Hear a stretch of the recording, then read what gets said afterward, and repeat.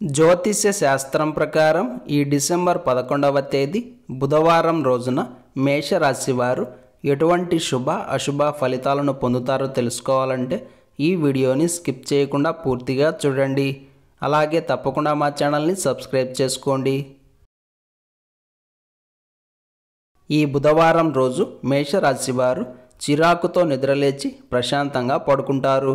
గోచారం ప్రకారం ఈరోజు మధ్యాహ్నం 12 గంటల వరకు ఉన్నటువంటి సమయం మీకు అంత అనుకూలం కాదు.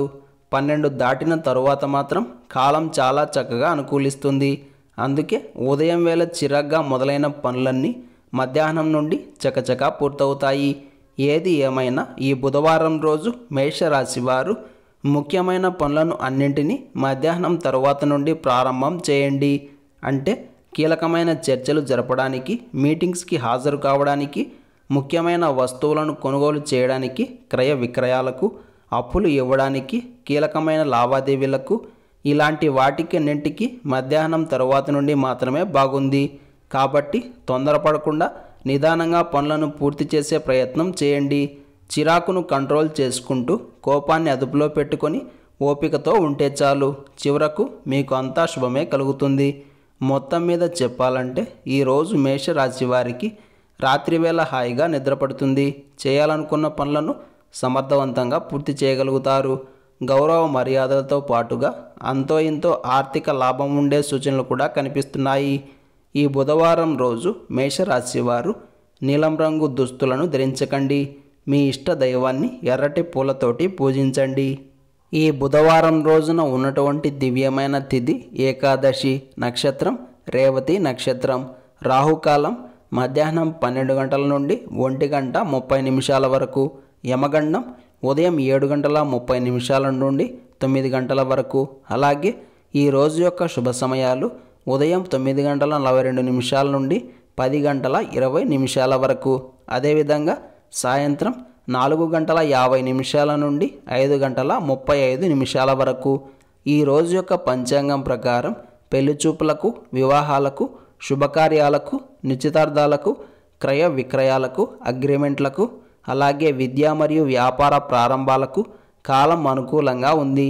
ఈ బుధవారం రోజు మీరు చేసే పనులు విజయవంతం కావాలంటే ఆవుకు ఆకుకూరలు కానీ లేదా పచ్చిగడ్డిని కానీ తినిపించి ఆ తరువాత దినచర్యను ప్రారంభం చేయండి.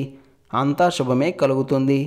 ఈ బుధవారం రోజు సాక్షాత్తు శ్రీకృష్ణ పరమాత్మ స్వరూపమైన మార్గశిరమాస శుక్లపక్ష శుద్ధమోక్ష ఏకాదశి వచ్చింది.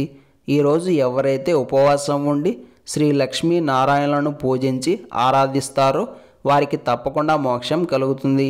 మీకు మాత్రమే కాకుండా మీ పితృదేవతలకు కూడా మోక్షం లభించే అవకాశం ఉంది.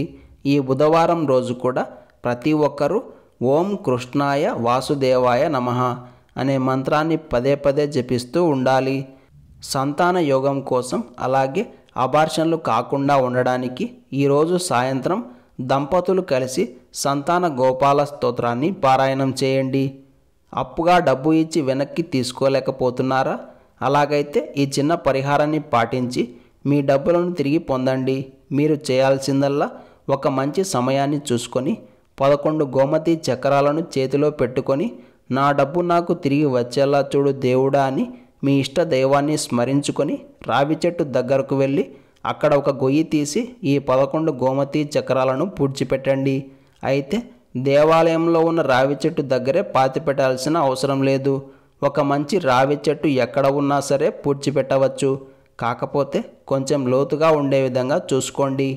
ఇంతటి విలువైన సమాచారాన్ని ప్రతిరోజు తెలుసుకోవాలంటే వెంటనే మా ఛానల్ని సబ్స్క్రైబ్ చేసుకోండి.